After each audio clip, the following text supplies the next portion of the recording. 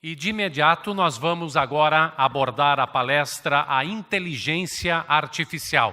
Quais são os limites e para onde vamos? Nós convidamos para esta apresentação o senhor Luiz Lambi. Luiz Lambi é PhD em Ciência da Computação e pró-reitor de pesquisas da Universidade Federal do Rio Grande do Sul. Com a palavra, então, para a sua apresentação, Luiz Lambi.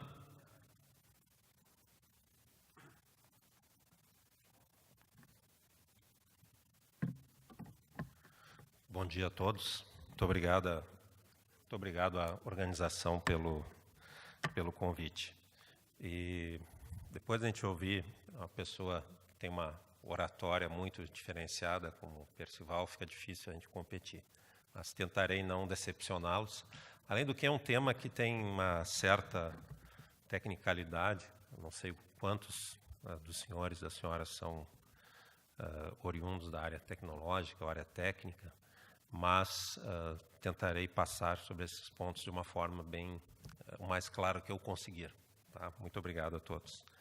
Bom, contar um pouco de história, porque quando a gente ouve falar de inteligência artificial, muitas vezes essa área parece ter surgido do nada e passa a nos atropelar no momento atual. Isso é verdade, nós estamos sendo atropelados, como já fomos atropelados no passado pelo conhecimento. Nós temos a tendência a não prestar muita atenção no valor do conhecimento ao longo da história e o quanto isso influencia diretamente os países, o quanto isso influencia diretamente a economia das nações. E a gente vai perceber, comentar um pouco dos impactos sociais e culturais que essa área tem hoje em dia e terá cada vez mais. E muitas vezes a gente percebe a importância de fazer uma checagem da realidade, né? Então, muitas vezes a gente ouve acadêmicos falando de determinadas áreas e a gente fica pensando, tá, mas e no mundo real, como é que é isso? Então, eu trago aqui uma proteção para o palestrante de mostrar o que tem acontecido no mundo dos negócios. Que isso é uma forma também de validar um pouco o impacto que essa área está tendo mundo afora, que é muito significativo. Evidentemente, algumas reflexões e um pedido antecipado de desculpas, porque essa palestra, particularmente esses slides, eles seguem uma tendência a um conteudismo exacerbado. Então, eu não vou apresentar uma palestra no qual a gente vai ter aquele feel good no final, tipo as palestras muito animadas de autoajuda, que a gente muitas vezes vai nos eventos e sai muito felizes, refletindo sobre a felicidade proporcionada pelo palestrante. Então, não é o meu estilo, eu não tenho esse talento de entretenimento, então eu vou tentar ir pelo viés do conteúdo, afinal eu estudo essa área há mais de 20 anos. Tá? Então, fica também mais uma desculpa do palestrante. Bom, quando eu comento do lugar onde eu venho nas palestras, eu venho daqui mesmo, de Porto Alegre, mas os senhores não precisam ser apresentados à cidade. Eu mostro essas belas imagens que registram a nossa cidade, né, e comento um pouco daquilo que nós temos de melhor. E Porto Alegre, só para mencionar algo, nós temos falado muito mal da cidade do Rio Grande do Sul ultimamente, mas ela tem ativos intelectuais muito importantes, que são os ativos que interessam no século XXI, que já está fechando 18 anos agora, daqui a 2 meses. Então, nós temos que valorizar e perceber o quanto isso é importante, os ativos intelectuais que nós temos. Tá? Eu trabalho no Instituto de Informática da URGS, eu vejo aqui o professor Ponte, foi professor da nossa universidade, para quem não sabe, eu estou dedurando o currículo dele, peço desculpas, professor Ponte. Né? Fui contemporâneo de um dos seus filhos lá nos anos 80.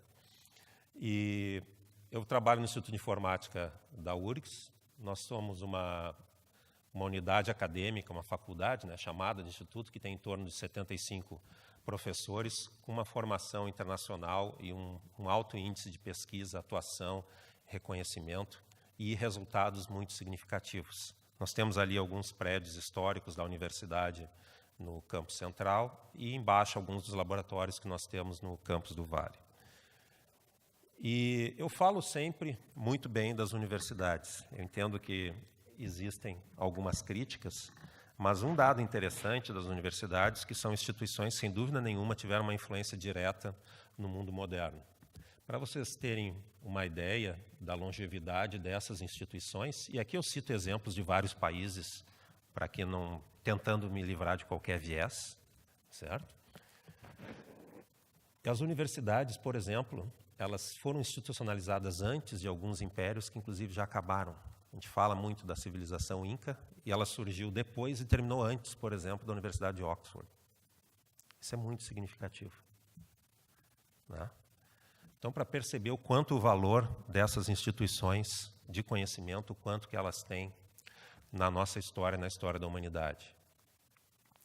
Tá? Mas, enfim, quem é essa pessoa que vem aqui falar, né? Eu sou formado em ciência da computação, atuo em pesquisa na área e tenho várias publicações, enfim, na área de inteligência artificial. Algumas delas, como são colocadas aqui no... Está funcionando o vermelho aqui? Não. Algumas delas resultaram em produtos tecnológicos. Inclusive, isso aqui é um simulador que foi baseado em alguns artigos que nós escrevemos e alguns resultados interessantes que foi produzido na Holanda a partir dos nossos trabalhos. Então, existem aplicações tecnológicas, mas eu também me preocupo muito com a educação científica. Essa é uma fotografia agora do mês de outubro, no salão de iniciação, salão URGS Jovem, onde a gente tenta fomentar a cultura da ciência nas escolas. Tá? Então, a gente faz um trabalho tanto de pesquisa, tanto trabalho administrativo na Pró-Reitoria de Pesquisa, quanto em colaboração e parcerias com as escolas, com empresas, enfim, com a sociedade em geral. Tá?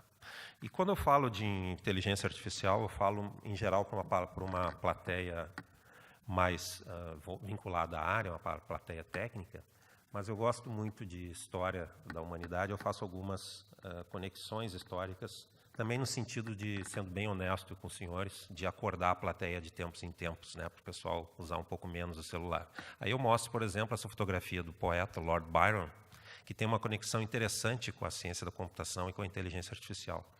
Porque o Lord Byron, ele é pai, a única filha legítima do Lord Byron é a Condessa de Lovelace, conhecida como Ada na ciência da computação, é dita como a primeira pessoa que programou um computador. Então, tem uma conexão histórica com o poeta famosíssimo, com o início da ciência da computação. E a Condessa de Lovelace, né, conhecida como Ada Lovelace, em português, ela programou as primeiras máquinas projetadas por esse senhor, Fellow da Royal Society, que era um cientista e engenheiro brilhante no século XIX na Inglaterra, que construiu as primeiras máquinas que seriam programáveis, as primeiras máquinas que fariam cálculos computacionais. Na época, ele teve uma série de problemas tecnológicos, mas o interessante é que o projeto dele foi reconstruído nos anos 80 no Museu de Ciências de Londres, e essa máquina é operacional, ela servia aos fins que se propunha, que eram cálculos muito úteis na área de engenharia, né? A Inglaterra vivendo uma revolução industrial, havia necessidade de cálculos cada vez mais e mais rápidos, como o professor Ponte sabe muito bem disso como engenheiro civil aqui, as professor de cálculo, né? Já fazendo um salto histórico para os anos 30, 40, 50, foi quando a computação teve um impacto muito significativo no nosso século, inclusive no resultado da Segunda Guerra Mundial. Churchill, certa vez, declarou que os trabalhos em Bletchley Park, que se tornou um local conhecido pelo filme sobre a vida do Alan Turing, o Churchill dizia que aquele trabalho reduziu a guerra em 2 anos, o que é algo muito significativo, né? E, a partir dos trabalhos de algumas das pessoas que lá estavam, eles começaram a pensar se as máquinas digitais poderiam pensar. E já no final dos anos 40 e início dos anos 50, com o advento desses cérebros eletrônicos, desses computadores, uma das primeiras perguntas que o Alan Turing fez foi se as máquinas poderiam pensar. E ele realmente era uma pessoa intelectualmente muito privilegiada, e na época ele inclusive fez uma série de entrevistas e palestras na rádio BBC de Londres sobre máquinas que pensariam. Isso há quase 80 anos atrás, né? Anos 50, já estamos chegando a quase 80 anos atrás. Muito interessante isso, né? 70, 80 anos. E o Turing também foi conhecido mundialmente a partir do filme sobre o trabalho em Bletchley Park, né? Além dele, centenas de outros pesquisadores, matemáticos, linguistas, engenheiros, etc., passaram a trabalhar na área de criptografia, porque o objetivo era tentar interceptar as mensagens alemãs que eram enviadas por aquela máquina lá do lado direito, a máquina Enigma. Aliás, se alguém quiser conhecer essa máquina, nós temos uma na Universidade Federal, no Campus do Vale, operacional, ela funciona, nós podemos fazer demonstrações para aqueles que têm interesse histórico sobre a evolução da tecnologia, né? Então, o objetivo era decifrar esses códigos, né, que essa máquina que os alemães transmitiam. E, para isso, eles construíram uma série de computadores, as máquinas BOMs, e o primeiro computador de propósito geral, que tem nessa fotografia aqui, que é chamado de Colossus. E eles trabalhavam num lugar que fica em torno de 50 a 60 quilômetros ao noroeste de Londres, chamado Bletchley Park, né? Alguns desses galpões discretos eram os locais onde eles trabalhavam. E eles construíram máquinas como essa. Essas foram as primeiras máquinas construídas em Bletchley Park, muito lideradas pelo esforço do Alan Turing para tentar decriptografar as mensagens alemãs. E a gente tem aqui um pequeno filme, por favor, passa.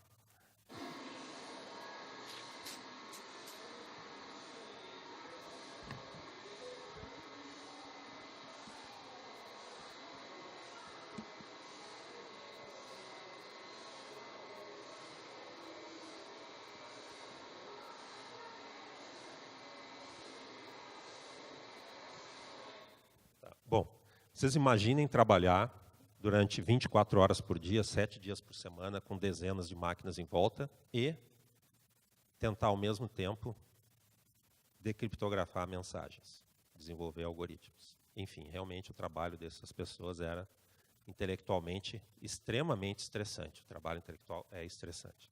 Bom, nesse mesmo local, eles desenvolveram também, né, uma máquina, um computador de propósito geral chamado Colossus, que está ali do lado direito da figura. Aquele senhor, eu perguntei lá no museu quem era, dizem que é um senhor que já nos anos 50 trabalhava nesses projetos, mas inglês, especialmente informações sobre guerra, eles não gostam de dar muito. Então, eles reconstruíram o Colossus agora nos anos 90, nos anos 2000 especialmente, porque essas máquinas, todo o trabalho que eles desenvolveram lá era um trabalho classificado, né, e estava tudo escondido. Então, isso tinha tudo sido destruído, teve que ser reconstruído, porque era um trabalho secreto. Tá? Enfim. E o Colossus foi um dos primeiros computadores de propósito geral, cuja entrada é feita por fita de papel ali do lado direito. A gente também tem um filme aqui só para ilustrar, por favor.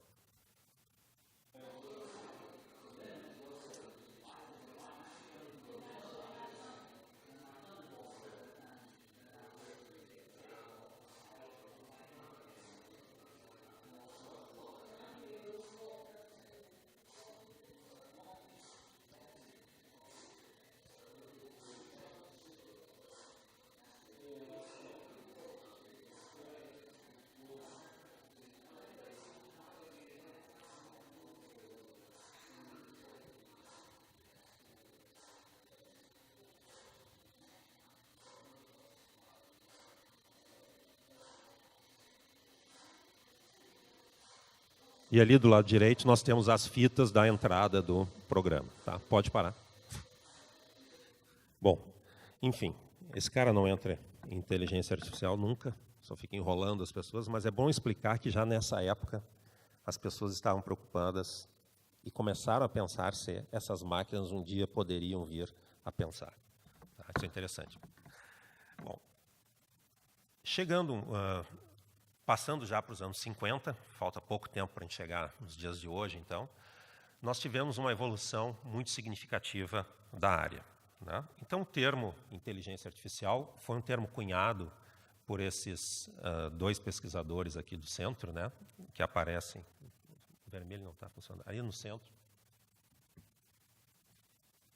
nós temos o professor Minsky e o professor McCarthy à direita de Bárbara. O professor Minsky, ele é muito conhecido também porque ele foi consultor de filmes sobre futurismo, sobre ciência, sobre ficção científica, como 2001. E também foi proponente de várias metodologias usando aquilo que é conhecido como redes neurais hoje em dia. O professor McCarthy. Lá do lado direito, nós temos o professor Herbert Simon e Alan Newell, jogando xadrez, e nos anos 50 eles já desenvolveram os primeiros programas para resolver problemas de forma geral, problemas matemáticos. E eles tinham como objetivo desenvolver programas de xadrez que eventualmente viessem a derrotar o ser humano. Na época não se acreditava nisso, os programas facilmente perdiam para os mestres de xadrez, mas nós sabemos que a partir de 1997, quando o Garry Kasparov perdeu para o Deep Blue da IBM, isso se tornou uma realidade. Ao longo do tempo, nós tivemos vários pesquisadores, vários nomes exponenciais nessa ciência, que trabalharam com o desenvolvimento, primeiramente, dos sistemas especialistas, ou dos expert systems, que nos anos 80 tiveram muito em voga. E hoje em dia o que se trabalha muito em inteligência artificial é a área de aprendizado de máquina, de machine learning, de redes neurais, que foram desenvolvidas por vários desses pesquisadores. Então, é um campo que tem uma rica história e nós chegamos nesse dia de hoje com muito trabalho árduo, né? E o que é difícil em inteligência artificial? Bom, as máquinas conseguem, muito melhor do que nós, executar algumas tarefas sobre reconhecimentos de padrão, reconhecimento de imagens, processamento de sinais, até mesmo processamento de linguagem falada, até mesmo processamento de imagens. Principalmente na área de imagens, a capacidade de reconhecer, identificar imagens, por exemplo, em imagens tomográficas ou imagens por visão computacional, nós temos que dar em conta de um seguinte fato. A nossa visão é muito ruim, a nossa percepção visual ela não é boa. Por isso que os mágicos tão facilmente nos enganam. Ao contrário do que nós pensamos, nós enxergamos muito mal. A gente não se dá conta disso. Então, em termos de visão computacional e processamento de imagem, as máquinas estão à nossa frente em um grande número de aplicações já. O reconhecimento de alguns tumores, por exemplo, ou de uma grande variedade de tumores, não sei se tem algum médico aqui na plateia, tem uma médica pelo menos, no caso de melanomas e no caso de imagens tridimensionais, ele é superior a nosso já. Já é comprovado isso. Então, o que os órgãos reguladores estão fazendo? Eles estão estão trabalhando a regulação desses sistemas para que o médico trabalhe com esses sistemas ao seu lado e utilize isso no diagnóstico. Porque para casos muito complexos, nós já estamos perdendo para as máquinas.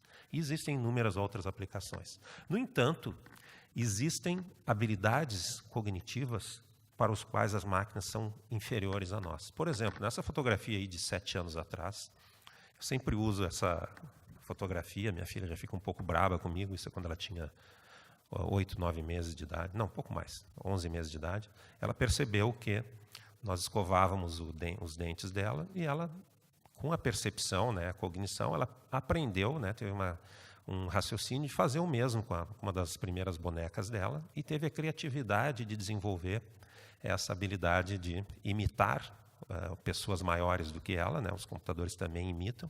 Ela raciocinou e teve um raciocínio criativo.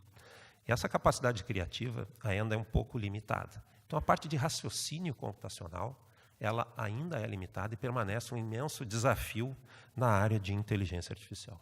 Tá? Novamente, tudo isso é resultado de muita pesquisa, muito trabalho duro. Naquela famosa frase do Churchill, né, sangue, suor e lágrimas, a gente sempre esquece da palavra toil. Né? O que ele prometeu lá foi toil, blood, tears and sweat. O toil é trabalho duro, a gente esquece muitas vezes na nossa tradução. Mas, para chegar nesse ponto, a gente tem muita pesquisa básica, né, ilustrada aqui por esses notáveis senhores que contribuíram muito para a humanidade, mas a gente chega a resultados tecnológicos de forma cada vez mais rápida. E eu ilustro a tecnologia por essa imagem dessa interface do Google. Provavelmente é o produto tecnológico mais visto na história da humanidade. Eu não consigo pensar hoje em dia, pelo menos para quem tem menos de 50 anos, eu tenho exatamente 50, provavelmente o produto tecnológico que essas pessoas que têm até 50 anos de idade, o que eles mais viram na sua vida foi isso aqui. Né? Essa janela aqui. Talvez hoje em dia eles vejam mais no celular, algum aplicativo como Twitter, alguma coisa nesse sentido. Tá? Mas para chegar até isso aí, o tempo de maturação tipicamente era muito longo. Mas essas coisas têm acontecido cada vez mais rápido. Cada vez mais rápido porque em alguns lugares do mundo eles perceberam o valor que o conhecimento tem. Bom, se a gente pega esse gráfico aqui de 2015, a gente percebe o quanto os países têm investido nessa área, e o quanto eles querem investir, o quanto eles enxergam a necessidade. Aí o tamanho do círculo, aí, né, a área do círculo, mostra o montante de recursos, e o eixo aqui embaixo mostra o percentual. Algumas vezes a gente faz comparações com a Coreia e Israel, mas eles são tipicamente os 2 pontos fora da curva, porque são os 2 países que investem mais de 4,2% do PIB em ciência e tecnologia. E nós temos, em geral, os países que têm muito sucesso, com a taxa de investimento aqui em torno de 2%. Né? O Brasil investe 1,15%, e os outros países do mundo que têm mais sucesso em termos de desenvolvimento humano, que é o que mais interessa, estão aqui nessa faixa do meio, tá? Em torno de 2%. Bom, e o quanto nós temos investido em pesquisa, em ciência e tecnologia? Outro dado muito interessante é que o investimento em ciência e tecnologia ele é muitas vezes também e diretamente associado ao investimento nas universidades. E quantos países investem na educação superior, no ensino básico? Esses são dados da OECD, ou OCDE, os mais atuais que nós temos.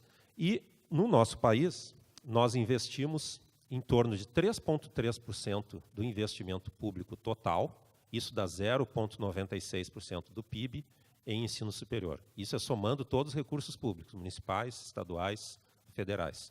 Em ensino não superior, nós investimos 12,8% do investimento público total, o que significa 4,1% do PIB. No México, a gente tem uma taxa de 4% e 13,3%, nos Estados Unidos de 3,4% e 8,2%, né? O Brasil, então, repetindo, 3,13% e 12,8%, e a média da OCDE, ou OECD, é 3,1% no ensino superior e 8% no ensino não superior. A Coreia, que é um país com os quais nós fazemos comparações, é em torno de 3% e 9,7%. Então, em termos de investimento público total, o Brasil aparece aí numa média mundial razoável. E, ao contrário do que muitas vezes a gente diz, aí contra números não há muitos argumentos a dizer, né? A gente não tem priorizado, como se diz, o ensino superior somente. Os dados não mostram isso. Tá? Bom, isso são dados também que mostram a importância de investir na pesquisa, na ciência e na tecnologia. São planos ambiciosos aí do governo do Reino Unido, que tem sido muito criticado desde o Brexit, tem tido uma preocupação muito grande nas universidades, no centro de pesquisa, o que vai acontecer com a pesquisa, com a ciência, com a tecnologia naquele país. Eles têm procurado garantir às pessoas que existam investimentos na área, para que o país continue progredindo. E eles têm um comprometimento de chegar a 2,4% do PIB até 2030. Tá? A China, outro exemplo. Né? A China investiu no ano passado, dados da Reuters aqui de fevereiro de 2018, 279 bilhões de dólares em pesquisa e desenvolvimento. Você sabe quanto é que é o orçamento anual do CNPq? Que é o principal órgão de fomento à pesquisa?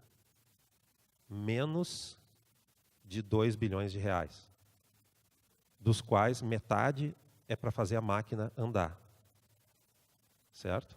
Bom, é um pouco difícil competir, né, com alguns desses países. Né? E a China tem ambições muito significativas. Por exemplo, eles têm algumas prioridades nacionais que eles enxergam como relevante, né, como inteligência artificial, robótica, big data. Certo? O Wang é o ministro de ciência do governo chinês, ou a pessoa responsável pela ciência e tecnologia na China, que ele pretende... Isso aqui funciona melhor o apontador.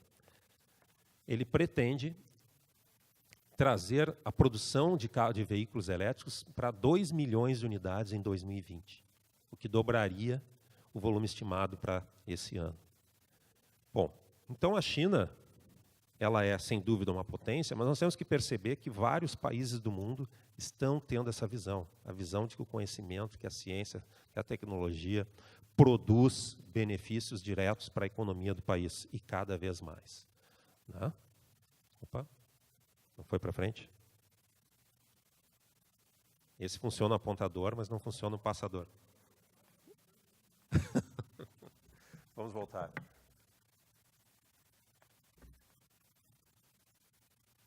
Trancamos na China, é para a gente ficar refletindo sobre o slide. Me dá o antigo, não precisa do apontador, eu aponto com o dedo. Tá. Bom,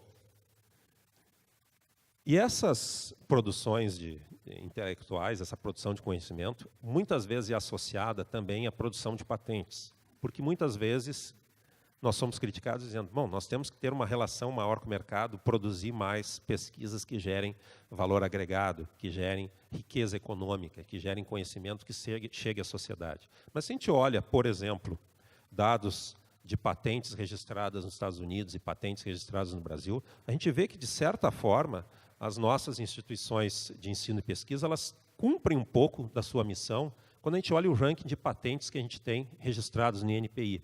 A maior parte das entidades ou das organizações que registram patentes no INPI, eu digo, infelizmente, são universidades.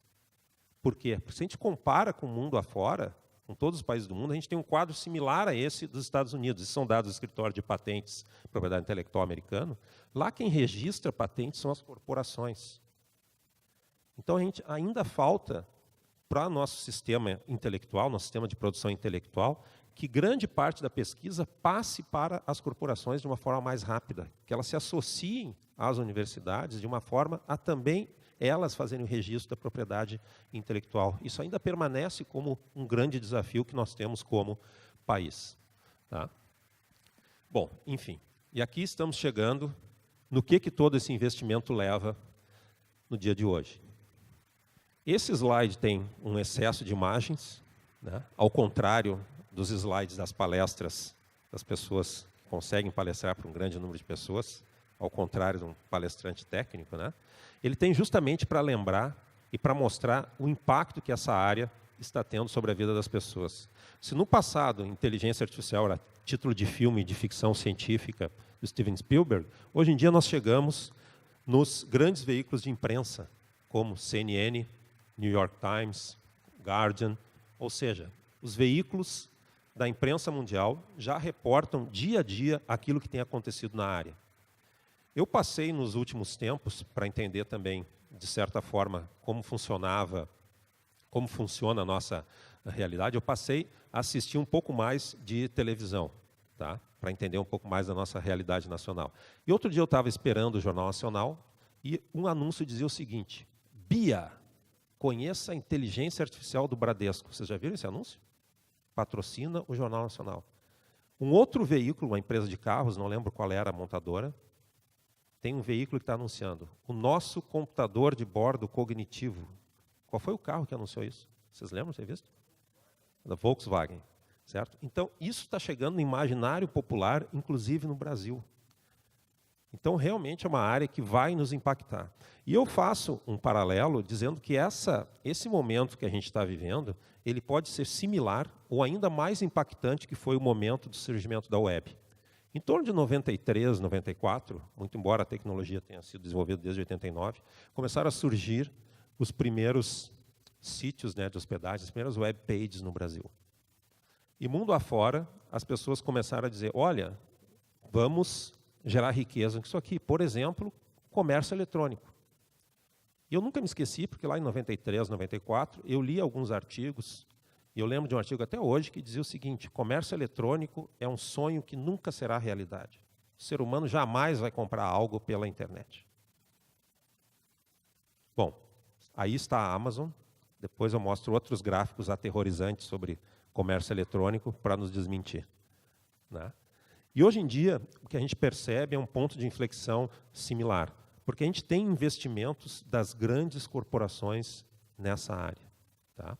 E se a gente quer acompanhar o que tem acontecido, é uma área extremamente dinâmica, nós temos que seguir influenciadores, pesquisadores, líderes mundiais, diretores de tecnologia, por exemplo, em ferramentas como o Twitter. De certa forma, nós estamos ficando sabendo muito mais rápido do que está acontecendo hoje em dia do que nós sabíamos nos anos 90.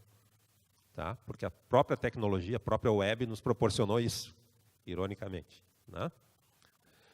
Então, a gente seguindo aquilo que tem sido debatido, economistas, como o professor Eric Bronfson, ali no meio, é professor da Universidade de Harvard, ele se preocupa com o futuro do trabalho. E ele passou a se preocupar, a linha de pesquisa dele agora, são com impactos da inteligência artificial. É economista. O professor Steven Pinker, que esteve aqui no Fronteiras do Pensamento, em Porto Alegre, também tem escrito rotineiramente sobre o impacto da inteligência artificial, além de inúmeras outras universidades, centros de pesquisa, influenciadores, líderes mundiais. E os países passaram a perceber isso. Então, vários países têm lançado estratégias mundiais para lidar com essa questão, né? Ali em cima, a gente tem duas manchetes de reportagens que eu selecionei, né?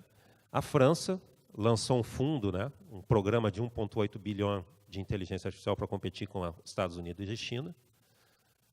Reino Unido lançou um fundo de 1 bilhão para a IA, no Imperial College, né? Foi anunciado pelo secretário de Business, olha lá, announced by the Business Secretary and Digital Secretary. Certo? Os Emirados Árabes Unidos tem um ministro da inteligência artificial. Emirados Árabes Unidos. Não é Israel, não é a Suíça. Ministro da inteligência artificial. Certo? Enfim. Então, isso tem mudado muito a realidade mundial da economia. Tá? Mas onde é que nós estamos nesse contexto? Isso aqui é a nossa balança de exportações, né? Nós ainda somos um país, isso a gente repete ad nauseam, que exporta commodities e importa bens de conhecimento. Eu não digo mais bens de capital, eu digo bens de conhecimento. Certo? Nós importamos conhecimento.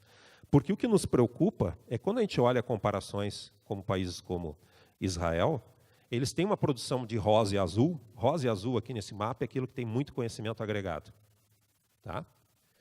E o que é mais preocupante, se a gente olhar a balança de importação, esses países muito ricos, né, os dados de importação, eles trocam rosa e azul entre eles, enquanto que nós trocamos o marrom e amarelo por rosa e azul, que custa muito mais caro, certo?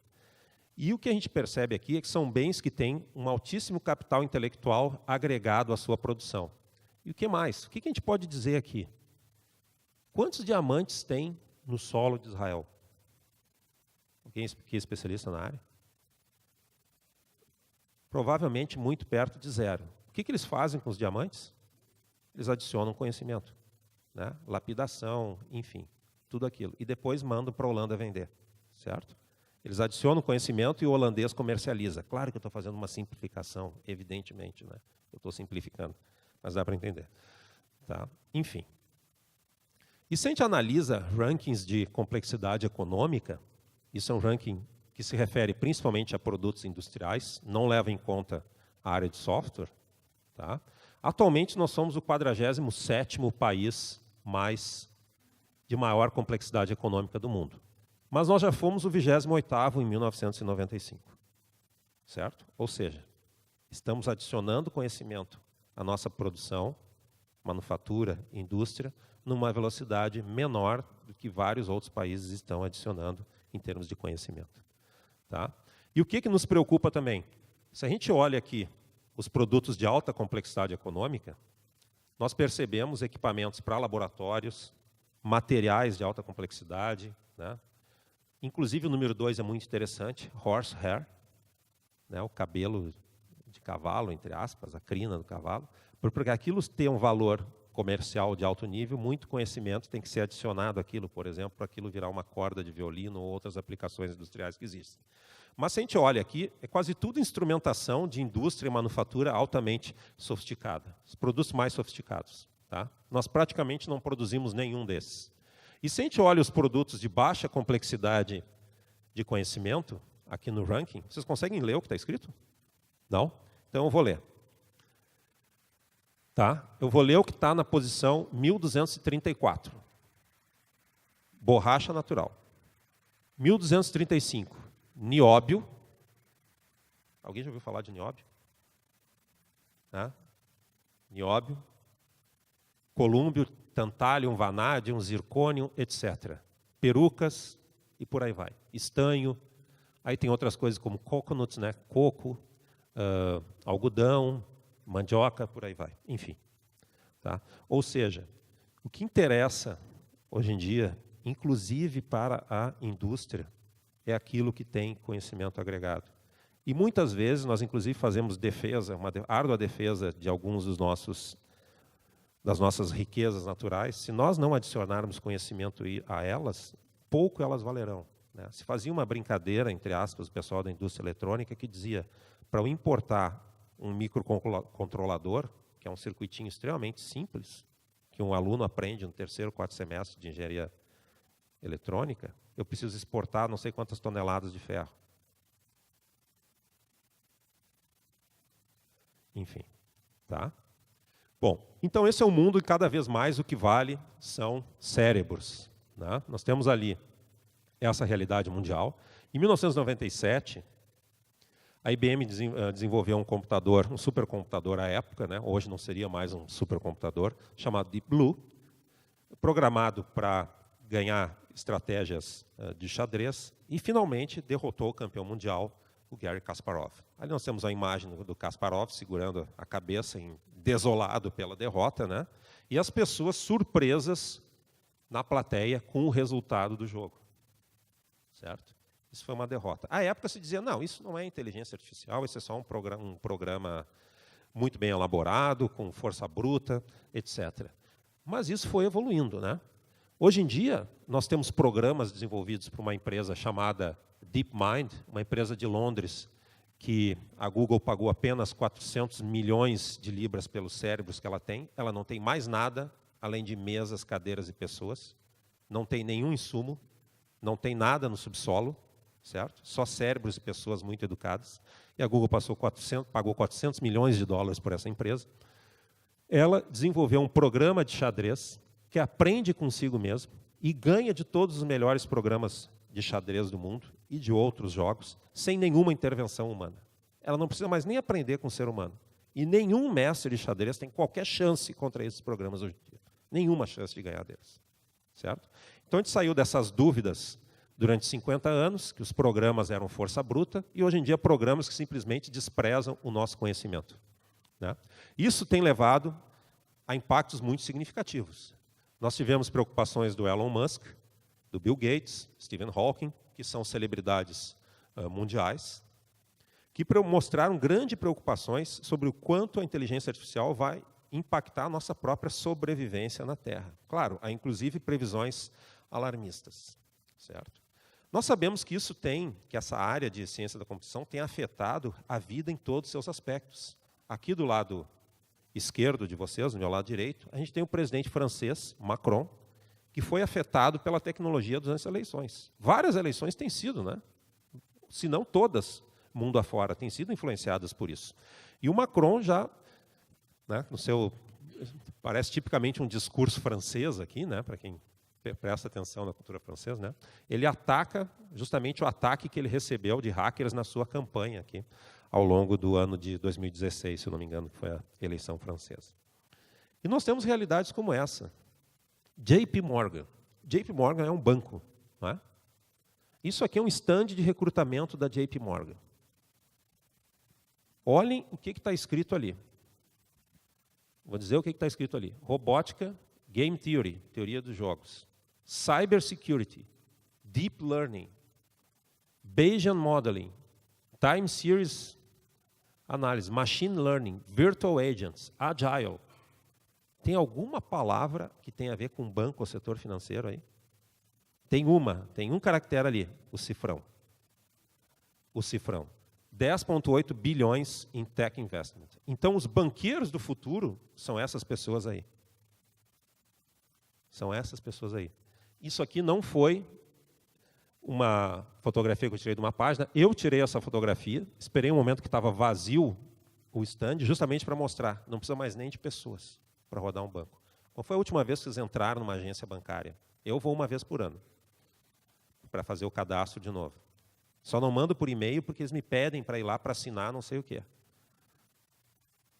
Eu vou uma vez por ano. Eu não sou daqueles que gostam de conversar com o gerente, etc. Talvez por atuar em área tecnológica, eu fico mais distante das pessoas. É um grande defeito que a gente tem. Tá? Enfim, esse é o mundo que nós vivemos, mundo real. E é um mundo que as empresas de consultoria têm percebido. Então, o Gartner é uma espécie de McKinsey da área tecnológica. É a principal consultoria de tecnologia de informação das Fortune 500, né, das maiores empresas do mundo. Gartner aponta as tendências mundiais em tecnologia. E agora, em junho, ele publicou um report dizendo que tipos de técnicas alguém que quer atuar na área tem que saber.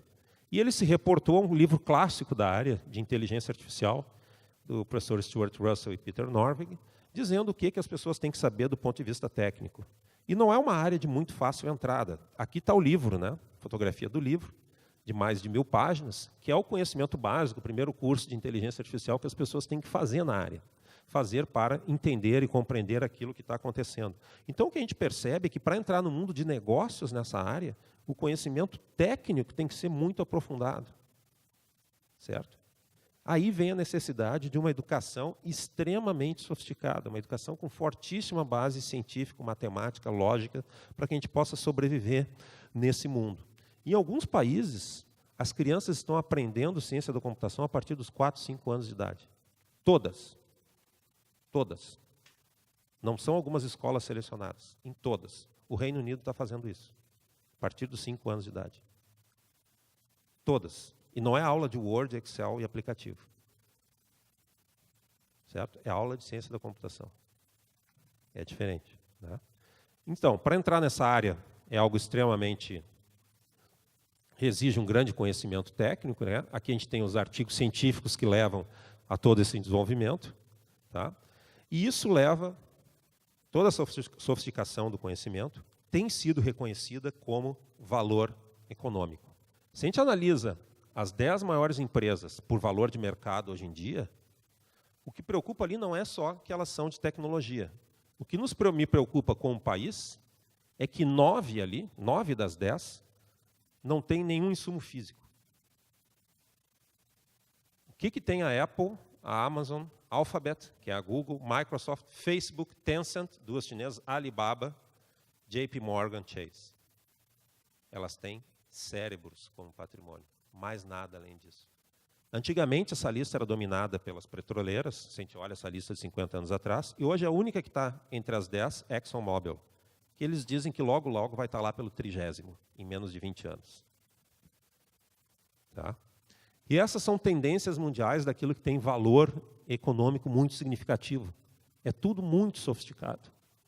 Tá? Tudo baseado em conhecimento. Então, esse é o mundo que a gente vive, né? É um mundo onde as fintechs, que são os novos bancos, são baseados nisso, onde os sistemas que analisam o que deve ser investido, os sistemas que os grandes bancos de investimento utilizam, cada vez mais estão automatizados. Nós temos algoritmos que comandam determinados tipos de investimento, e é um mundo para o qual nós temos que estar preparados. E aí vocês dizem, não, mercado financeiro. Olhem, por exemplo, exemplos da área de saúde. Que tipo de anúncio é esse? Né? Fight aging, né? Lutando contra o envelhecimento e o câncer com redes generativas. Isso é um termo técnico. Isso é um anúncio de uma empresa da área médica. E reinforcement learning, aprendizado por reforço. Inteligência artificial para descoberta de remédios, desenvolvimento de marcadores e pesquisa sobre envelhecimento. E por aí vai. E por aí vai. Utilizando ciência de dados para fortalecer a prosperidade para mais de 46 milhões de pessoas. Enfim, isso tudo é o que nós estamos vivendo comercialmente, mundo afora.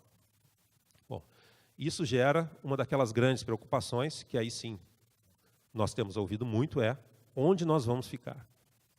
O professor Moshe Vardi, que é um grande amigo nosso, já teve 3 vezes aqui em Porto Alegre, uma das grandes autoridades mundiais no impacto tecnológico sobre o futuro do trabalho, ele tem, inclusive, feito inúmeras palestras, análises econômicas, estatísticas, etc., sobre o quanto isso vai impactar e que profissões, que atividades serão impactadas por toda essa enxurrada de conhecimento que nós estamos percebendo na economia mundial.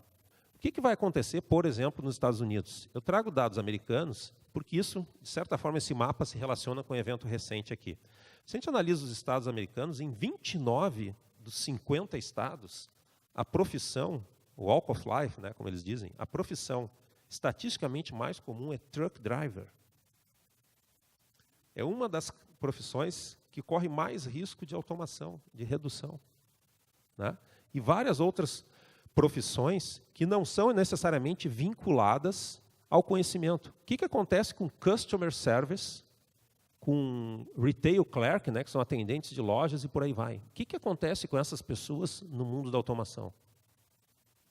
Então, a gente remete agora, não só para a sociedade, não só para o nosso país, mas para a humanidade, grandes preocupações sobre o que as pessoas farão, principalmente as pessoas que não tiverem preparo técnico, científico para atuar no mundo, a educação para atuar nesse mundo exclusivamente baseado em conhecimento. O que vai acontecer conosco? Certo? Isso tem uma série de impactos éticos, regulatórios, morais, culturais, econômicos, né? Porque em vários países do mundo, inclusive no Fórum Econômico Mundial, professor Ponte, as grandes preocupações sobre o impacto da inteligência artificial foram estudadas e discutidas nos últimos 3 anos. E agora vários dos países mundiais estão levando muito a sério a ideia dos programas de renda mínima. Por que vão fazer com os trabalhadores que não vão recuperar seus empregos na indústria? Não vão recuperar. Os empregos da indústria de Ohio nunca mais vão voltar. Eleja-se o presidente que se quer nos Estados Unidos, nunca mais vão voltar aqueles empregos. E não é pela falta de crescimento econômico, é pela evolução científica e tecnológica. Aqueles empregos de blue collar não vão voltar. E o pior, eles vão acabar em breve no México, eles vão acabar em breve na China, eles já estão acabando aqui no Brasil. O que nós vamos fazer com a massa populacional que não estiver educada o suficiente para atuar nesse mundo? Isso é um problema ético extremamente profundo. Tá? E isso, nós estamos vendo, cada vez mais, uma concentração de conhecimento em alguns polos mundiais. Tá?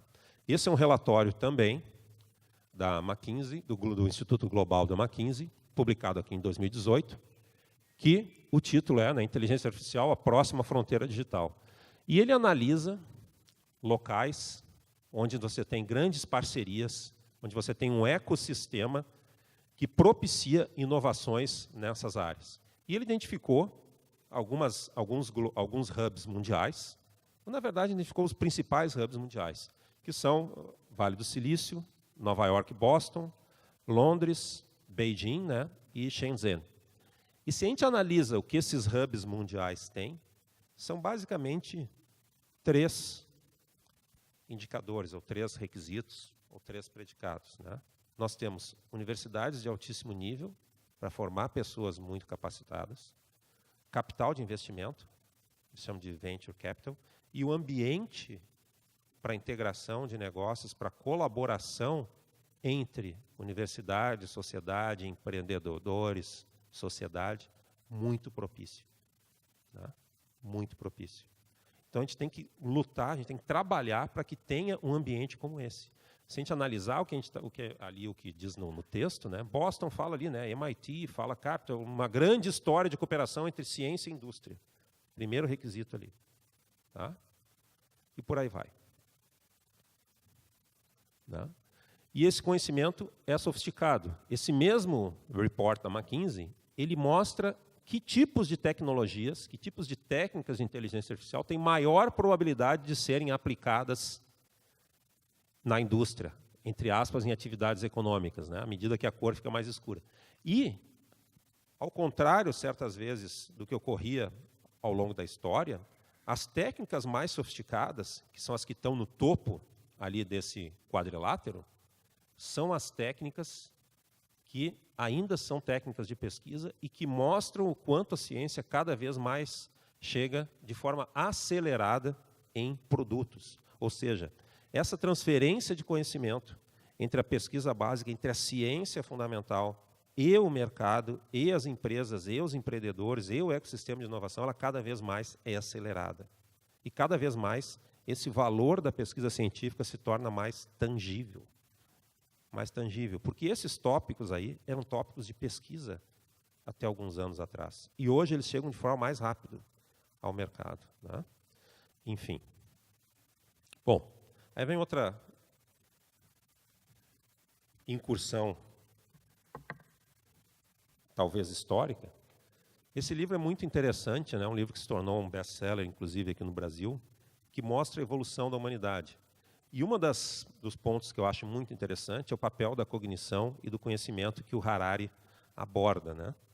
E, particularmente, o que a gente percebeu, isso aqui é uma simplificação da linha que ele tem descrita no livro muito interessante de se ler.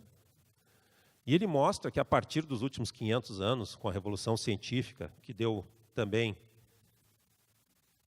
subsídios à Revolução Industrial, o poder do conhecimento se torna cada vez mais relevante.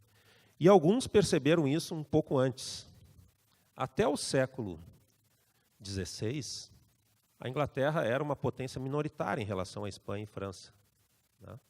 Isso se tornou popular, inclusive, em filmes sobre a vida da Rainha Elizabeth I.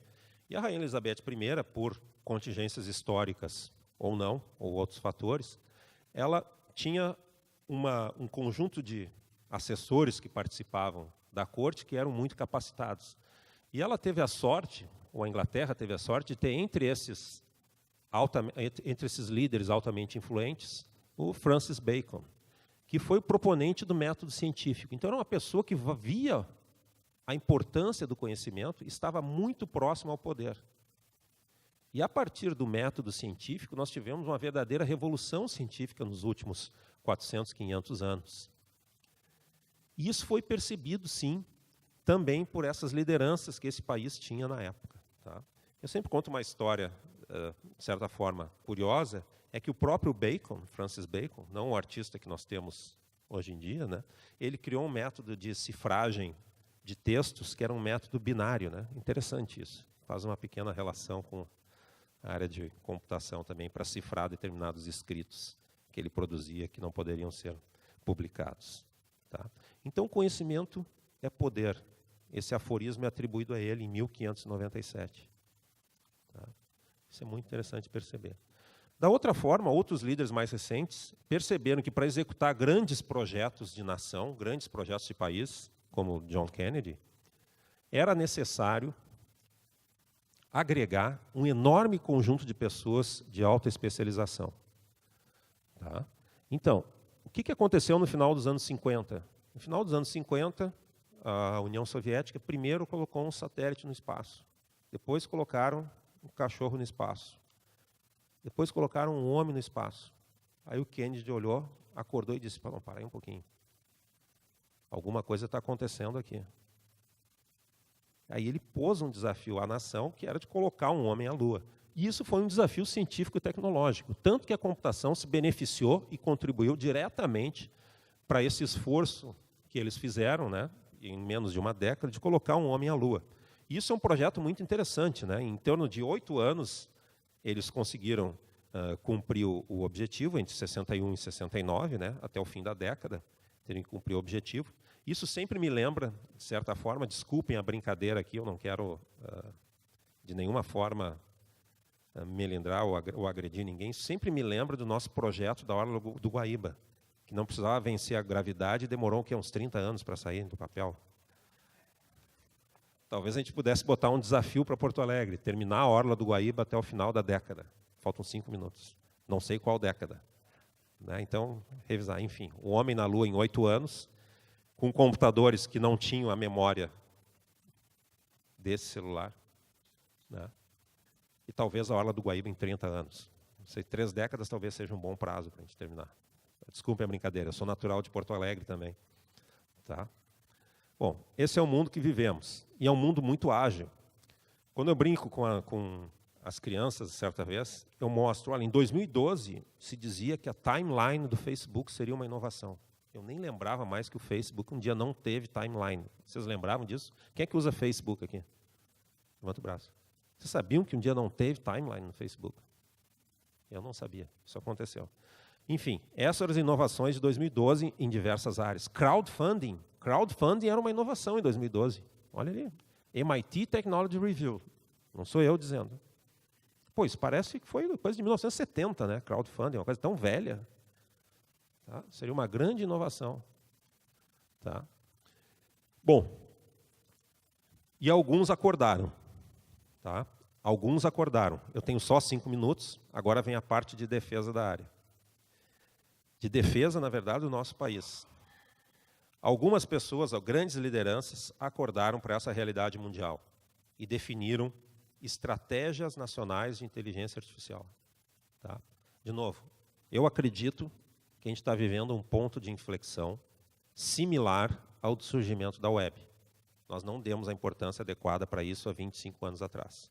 Espero que a gente dê a importância adequada para isso aqui, que na minha opinião, na minha percepção, por perceber os investimentos que as grandes corporações e os países estão fazendo na área, o impacto dessa área vai ser maior do que o da web sobre a economia, sobre a cultura, sobre a sociedade, sobre a política, sobre as nossas vidas, sobre a saúde, sobre o direito, sobre tudo. Certo? Então, os países desenvolveram estratégias nacionais para a inteligência artificial. E não são só os países europeus. O Quênia tem estratégia nacional, os Emirados Árabes Unidos têm Ministério da Inteligência Artificial. Certo? Não são apenas, como se diz em inglês, the usual suspects, os suspeitos usuais. São aqueles que tiveram líderes que acordaram. Tá? E essa área impacta todas as áreas. De novo, qual foi a última vez que vocês foram a uma agência de turismo? Quando? Retail, transporte, logística. Né? Mas isso, evidentemente, tem preocupações éticas. O uso que pode ser prejudicial às pessoas da inteligência artificial. Isso é muito significativo. Se no passado nós nos preocupávamos se os fabricantes de veículos estavam controlando emissões para a produção, né, para deixar uma pegada de carbono mais reduzida, etc., as preocupações que nós temos hoje em dia são essas. Né? Perguntas como essa. Quem poderia ou deveria morrer num acidente de veículos autônomos? Embora seja comprovado que, pelas estimativas científicas, em trânsito com veículos autônomos haveria uma drástica redução de mortes, nós não aceitaríamos ainda culturalmente que uma pessoa seja atropelada por um veículo autônomo. Mesmo que, estatisticamente, ao invés de morrerem 30 mil pessoas ano na América Latina em acidentes de veículo, passassem a morrer 1.000. Como vamos regular isso? Nós aceitamos ser agredidos por um ser humano, mas não aceitamos ser agredidos por um robô. Mesmo que 1 entre 1 milhão de robôs agrida uma pessoa e 1 em cada 100 pessoas agrida outra pessoa. Certo? São dilemas éticos, que já passaram a ser analisados nos códigos de ética profissional, que já passaram a ser objeto de pesquisa no mundo inteiro. E aqui ficam questões interessantes, né? Questões simples. Nós mesmos, com um grupo de alunos, identificamos que essas ferramentas não são perfeitas. Por exemplo, essas ferramentas de tradução que o Google tem, o Google Translate, ele tem alguns vieses de gênero em traduções. Nós analisamos algumas dezenas de línguas e mostramos que isso não é feito de forma perfeita ainda. Essas ferramentas têm alguns vieses. Da mesma forma, os pesquisadores, eles, ao longo da história, não se preocuparam com os impactos e as consequências éticas das tecnologias que eles desenvolviam. Isso é realidade. Nós fizemos um estudo no qual analisamos milhares de produções acadêmicas e publicações em conferências e periódicos e revistas, e nós mostramos uma baixíssima taxa de artigos que têm a preocupação ética juntamente com a preocupação tecnológica. Muito menos de 1% dos artigos publicados se preocupa com isso. Isso é extremamente preocupante. Por quê? Porque as pessoas, ao desenvolverem as tecnologias, não pensam em potenciais usos maliciosos das mesmas. Isso é cada vez mais significativo. Tá? Enfim, para a gente ter uma percepção daquilo que ocorreu ao longo dos anos, né, nos últimos 20 anos, primeiramente a gente teve o Deep Blue vencendo o Kasparov. Tivemos também o programa Watson, que venceu aquele jogo de perguntas e respostas da TV americana chamado Jeopardy. E em 2012, alguns resultados científicos foram muito significativos, porque se mostrou que esses algoritmos de aprendizado de máquina, ou deep learning, como se diz, eles tinham resultados em reconhecimento de imagens muito superiores às técnicas anteriores. E essas técnicas de aprendizado foram tão superiores que nos próprios mecanismos, algoritmos de tradução do tradutor do Google, aquele que nós usamos aí diariamente, ou que grande parte das pessoas usa, eles abandonaram as técnicas que eles usaram ao longo de 20 anos e passaram a usar essas aí. Tá? Enfim, é um mundo que a gente tem vivido, É um mundo no qual essa área é extremamente sofisticada. Entender aquilo que tem acontecido é profundamente ainda um grande desafio, né? Esse é um artigo do dia 5 de novembro de 2018, no New York Times. Portanto, os grandes veículos da imprensa mundial publicam, noticiam, reportam sobre essa área diariamente, semanalmente, sobre o que tem acontecido, o quanto isso tem afetado a vida das pessoas. E nós estamos num ponto que, inclusive, as atividades humanas, mais humanas, vinculadas à criatividade, têm sido investigadas, né? Como inteligência artificial pode ser criativa. Claro que criativo a esse ponto ainda vai demorar, né? Nós temos aí grandes contribuições tipicamente humanas, como científicas, né? Aquele manuscrito de Darwin, quando ele enxergou a árvore da vida na evolução. Essa aqui é o primeiro, a primeira montagem do sequenciamento da estrutura do DNA pelo Watson e Crick, enfim. Obras do Da Vinci, Van Gogh, o famoso vaso de Portland do Museu Britânico. Isso são criações tipicamente humanas, mas cada vez mais a gente chega próximo. Esses dois pesquisadores, por exemplo, estão treinando sistemas de inteligência artificial para fazer stand-up comedy. Improvisação e comédia. Claro que o sucesso ainda é pouco, mas isso também está vindo. Ou seja, mesmo as nossas atividades, tipicamente da nossa criatividade, da nossa forma, da nossa cultura, estão sendo implementadas nesses sistemas. E essas pessoas são diretamente também responsáveis por isso. Elas concentram cada vez mais conhecimento, cada vez mais dados. E alguns dizem, né, que dados são o novo petróleo. Alguns dizem isso. E o Andrew Ng, que é um pesquisador da Universidade de Stanford, ele fez um exagero, ele disse que inteligência artificial era a nova eletricidade. Não sei, talvez seja um exagero, talvez não seja. Tá? E é um momento em que a colaboração, a construção de conhecimento é muito importante. Eu coloco esse slide aqui, porque no momento nós temos uma aliança pela inovação por Porto Alegre, né? Eu tenho uma fotografia ali junto com o professor Jorge Aldi, que é aqui superintendente de inovação da PUC, um amigo de longa data, longa data, né? Também fui professor da PUC durante muitos anos, o professor Balestrin, que é pró-reitor acadêmico da Unicinos, e nós estamos constituindo essa aliança para a inovação em Porto Alegre, justamente para transformar e recuperar também Porto Alegre como um centro que impulsione ideias, que seja atrativo na geração de conhecimento e que os jovens e as pessoas queiram viver aqui nessa cidade. Porque, como a gente comentou aqui no início da palestra, esse é o século do conhecimento. O que a gente precisa é cada vez mais uma educação de altíssima qualidade, e essa educação de alta qualidade, essa formação diferenciada, é o que vai gerar riqueza. Nós não precisamos mais estar próximo a poços de petróleo ou minas de ouro para que a gente tenha riqueza nos países. Nós precisamos investir justamente nas pessoas. E as pessoas, muitas vezes, um indivíduo faz a diferença. Isso é uma fotografia do Tim Berners-Lee, que é o criador da web, né? Ele criou inicialmente essa ferramenta para tornar o trabalho dele mais fácil. E, a partir dessa criação, isso revolucionou o mundo. Nós não temos dúvida nenhuma disso. Inclusive, nessa palestra, quando fica muito chata, a gente pode consultar o celular e ficar na web lá, se divertindo, né? Para aguentar o palestrante falar até o fim. Tá? Enfim, esse é o século do conhecimento. Há muito a ser feito, mas o que mais há para ser feito é investir na educação e na formação das pessoas. E como dizia o Turing, que é um dos pais aí da inteligência artificial, né? Ele dizia que ele só conseguia ver uma distância muito curta à frente, mas percebia que tinha muito a fazer. Bom, então a gente encerra com essa frase, com essa afirmação, com esse aforismo do Turing, e agradece muito a paciência de todos vocês que ficaram aqui até o horário do almoço. Muito obrigado.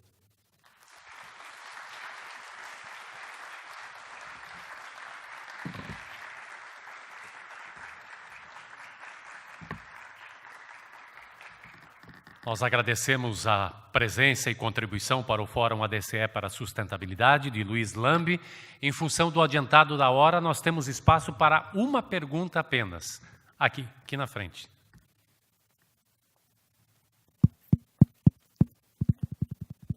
Ainda bem que tem uma pergunta.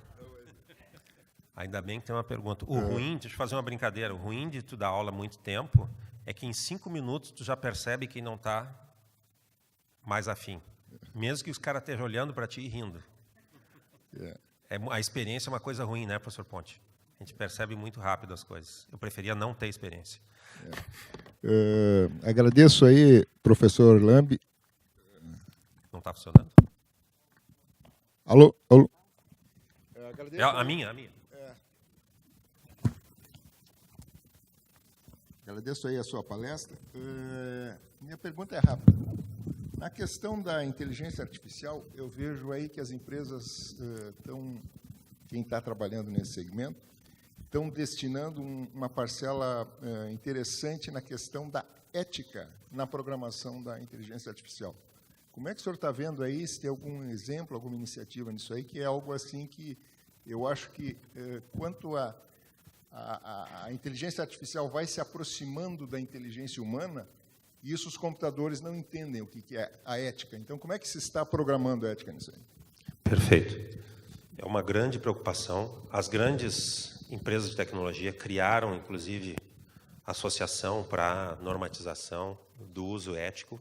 Os currículos acadêmicos da área de ciência da computação, recentemente eu estive nos Estados Unidos em julho, eles estão adicionando esses componentes éticos porque tem que se pensar no uso dual da tecnologia. Essa palavra dual pode ser tanto militar quanto civil, quanto pode ser para o bem e para o mal, né? O uso dual da tecnologia, e os profissionais têm que ser duais. Eles não podem ser apenas técnicos, mas têm que ser profissionais que têm que ter noção da consequência ética daquilo. Se no passado, ética profissional era algo muito estudado em determinadas profissões, notadamente na medicina, hoje em dia isso, na área tecnológica, é essencial, dado o valor que a tecnologia tem. E sim, com esse impacto cada vez maior na vida das pessoas, a consciência e a pressão social sobre isso vai ser cada vez maior. Mas existe a preocupação tanto acadêmica quanto das empresas, das grandes corporações, porque elas estão, sim, sendo muito pressionadas por isso. Tendo em vista ainda mais as últimas ocorrências, né, em eleições, nas disputas por poder, que a tecnologia tem influenciado diretamente, não há mais como negar isso. É uma influência direta das ferramentas tecnológicas.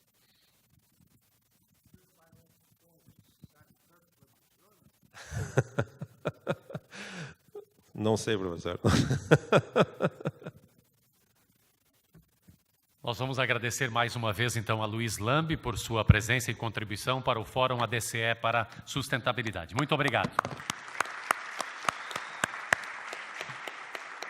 Nós faremos agora uma parada para o almoço e retornaremos às 14 horas com a palestra Conhecimento e Caridade, que será proferida por Sérgio Cavalieri. Um bom almoço a todos.